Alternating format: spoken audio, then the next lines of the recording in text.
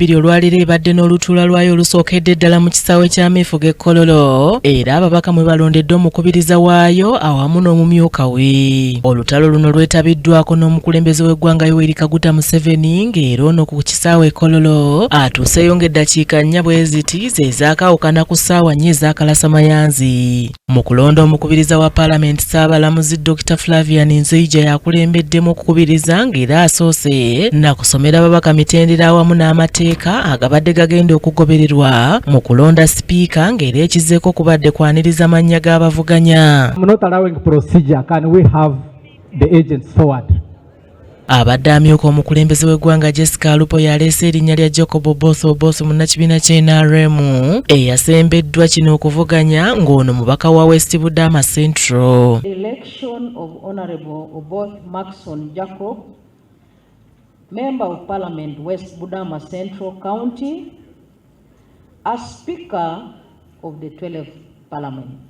Erinnya ly'Oboth lisembeddwa abadde minisita omubeezi ow'ebyobulimi Frank Tumwebaze ng'era ono awadde ensonga lwaki ono yagwanira ekifo kino eky'okukubiriza Paalamenti e12. Bw'ati oluvannyuma Jacob Oboth aweereddwa omukisa okulaga obanga ddala mwetegefu okwetikka obuvunaanyizibwa obw'okukubiriza Paalamenti ekintu kyakkiriza. A profound sense of honor and unswerving resolve to uphold your trust that I accept this nomination to serve as Speaker of this August House.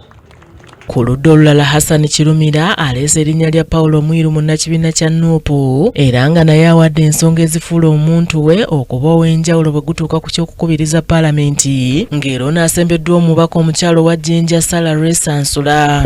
Under Rule 5 of our Rules of Procedure that the Honourable Mwiru Paul, MP Jinja South Division East, take a chair of Parliament. Erinnya eryokusatu erireeteddwa ly'erya Ssenkaggale wa DP Nobert Mao erireeteddwa Peter Okoti ate nga y'omubaka Patrick Okero Onguti n'awagira ensonga eno wakati mu kulaga obukugu bwa Mao bw'alina okutwala ekifo kya sipiika. Experience, skills and connection locally and internationally to unite this House to deal with crises of confidence facing the members, leaders, and the institutions of Parliament. Nobert Mao is a senior advocate of 32 years standing. Bw'atyo ne Mao aweereddwa omukisa gw'okukakasa nti obaddala obuvunaanyizibwa abadde mwetegefu okubwetikka era naye nga tabadde mubi kukakasa nti guno bwe guti bwe guli. I, Nobert Mao, Member of Parliament for Laropeche, hereby consent to my nomination to take the chair as the Speaker.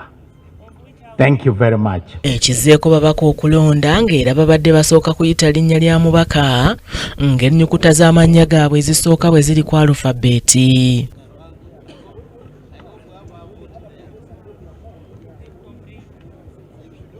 Mu kubala obululu muna NRM Jacob Oboth alangiriddwa ku buwanguzi n'obululu 41 ng'addiriddwa Paulo Mwiru wa National Unity Platform n'obululu 6, Nobert Mao n'akwebera n'obululu 15 so nga bwo obululu 3 busangiddwa nga bufudde. Mwiru Paul,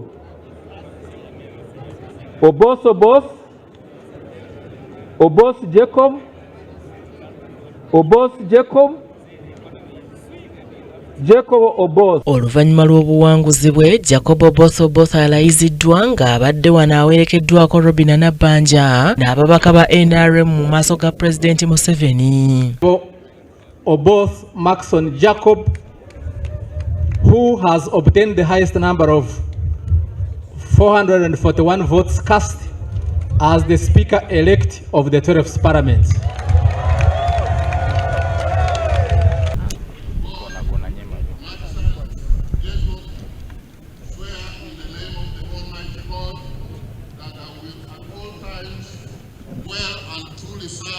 The Republic of Uganda in the office of the Speaker, and that I will support and uphold the Constitution of the Republic of Uganda as by law established. So help me God. Mu kwogera ku oluvannyuma lw'okuwangula obubaka bwabwesigamiza ku kyawandiikibwa mu Bayibuli ekiri mu Isaaya essuula ey'enkaaga olunyiriri olwa 22 awagamba nti mu kiseera ekituufu nze Mukama ndituukiriza. For the revelation awaits an appointed time. It speaks of the end and will not prove false. Though it linger, wait for it. It will certainly come and will not delay. I can testify before you all gathered here today that faithful and strategic patience has brought us this far, and we cannot thank God enough. Wanaasuubiza obuweereza obutaliimu buli bwanguzi era obutunuulidde abantu. A corruption-free parliament.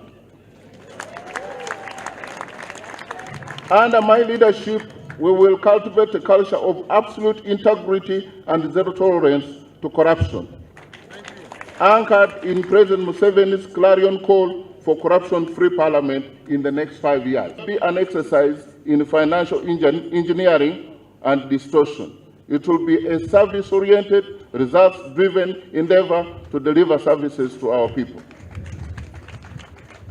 6, an open parliament. During this term, let us appreciate that unobjective and ethical media are not our enemies, but the public's eye and ear. We must maintain a transparent, decent, and open parliament. When we close our doors to the media, a negative perception is generated. If we are clean and doing a good job, why hide? Bw'atyo ng'amaliriza Jacob Oboth Oboth atandikiddewo emirimu gy'okukubiriza paalamenti ng'era asookedde ku kyakukubiriza kulonda kwa mumyuka we. Amannya agaleeteddwa mu lwokaano luno kuliko erya Thomas Tayebwa ow'ekibiina ki NRM nga lino lireeteddwa Fiona Nyamutoro. Honorable Thomas Tayebwa, Member of Parliament representing Ruhinda North constituency on NRM ticket, do take the chair of this parliament as Deputy Speaker. I beg to move. Abalala ababadde mu kuvuganya ye Saala Aguti omubaka omukyalo wa Dokolo, Asnance Nyakato omubaka wa Hoima City ng'erinnya lye lireeteddwa omubaka wa Bbaale Charles Tebandeke. Let me present to you a case of Honorable Nyakato Asnance, whose record speaks louder than any other factor as mentioned. Ekizzeeko wano kubadde kulonda. Thomas Tayebwa akalulu kano akawuuse buva n'obululu 457, olwo Nyakato n'avaawo n'obululu 44, olwo Aguti n'afuna 14 ekireetedde banna NRM okukuba enduulu. Tayebwa naye akubye ebirayiro n'akwasibwa n'ebikozesebwa.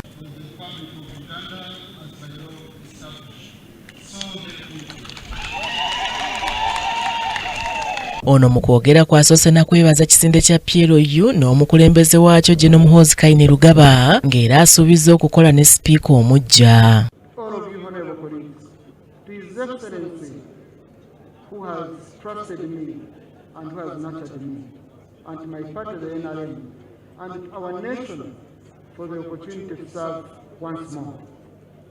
As we begin this new chapter of the 12th Parliament, I pledge to work with the right honorable Speaker and every member of this House with fairness. Ssebugenyi Joseph ne Kabagahe Mary Rose be bakusakidde eggulire lino ku lwa KTV Amalindirire.